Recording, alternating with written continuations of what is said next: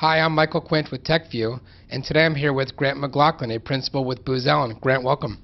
Thank you. Good morning. So you guys are one of the premier sponsors for the Gov 2.0 Expo coming up at the end of the month. Is that correct? That's correct. So give our audience a sense of some of the things that you guys are going to be talking about.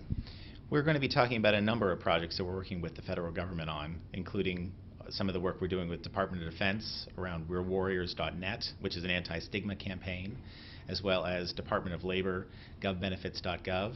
Both of these are fantastic opportunities for the government to engage with its core stakeholders, the U.S. citizens. So tell me about what has been the appetite from the government side to sort of engage with the citizens like that. The government is taking every opportunity to engage with citizens, and this is just a whole new platform that they get to engage in a timely manner with its core stakeholders. So let's talk a little bit more about this Gov benefits. You said it was for the Department of Labor. Tell me about exactly what the system's going to do. Sure. Department of Labor has taken the initiative to support the entire federal government, to be the leader in trying to figure out and break down some of the bureaucracy within the government so that me as an individual can figure out what benefits I may be eligible for. I no longer have to learn or understand the true federal government. I just have to know about me.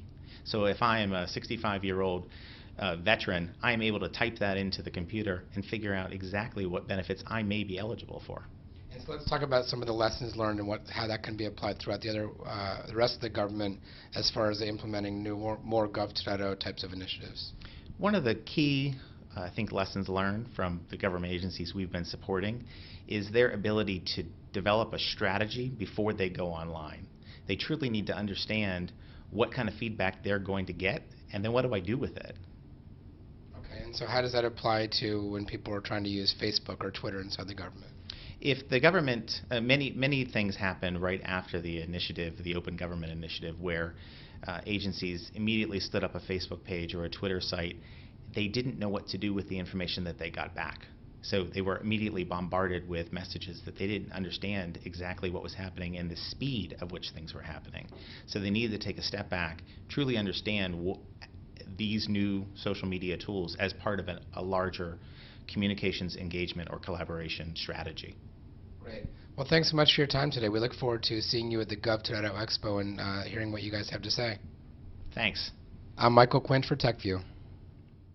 So I'm here with Walton Smith, principal from Booz Allen, who heads up all the social media Gov 2.0 practice. Walton, welcome. Thank you very much. Really excited to be here. So what do you guys focus on over at Booz these days?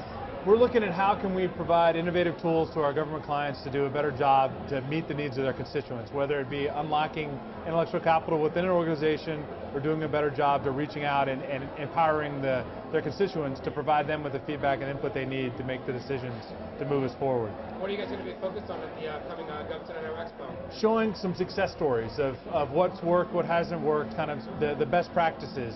We're going to pick 5 or 6 of our implementations that we've done, talking about the governance model, the change management, the adoption that are key. How do we get the buy-in? How do we move forward? How do we integrate some of the technology that they already have in place? In most cases, when we sit down with an organization, they have 80 to 90% of what they already need. It's just focused on the organization. It's not really focused on the people that drive the organization. So we try to take a step back and say, okay, you've got PeopleSoft that's capturing your HR data. You've got this system that's doing X. If we merge that data together and mash it up, how much more powerful would it be for your actual users to be able to solve some of the problems that you're facing? So can you give us a preview, talk about one implementation maybe? I think there's so many to talk about. I think APAN's probably one of the ones that's gotten the most media press. It's All Partners Access Network. We're using it for disaster recovery. It started out in Hawaii at Pacific Command. And where we've gotten a ton of publicity is we were down in Southern Command to do a demo of the capabilities, and our scenario was that a hurricane hit Haiti and took out command and control.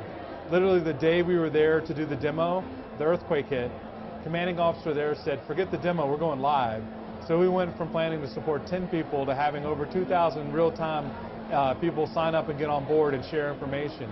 It's been briefed all the way up to the president. It's one of the best stories we have of bringing in DOD, FEMA, DHS, the foreign entities, and the people that are on the ground to be able to provide them with real-time situational awareness and collaboration based on an open network. And it's just been awesome for us to be able to, I mean, a lot of the things we do helps the government will work better, but in this case, we're actually saving people's lives. That's amazing stuff. We look forward to learning more. Thanks so much for your time. Looking forward to it. Thanks.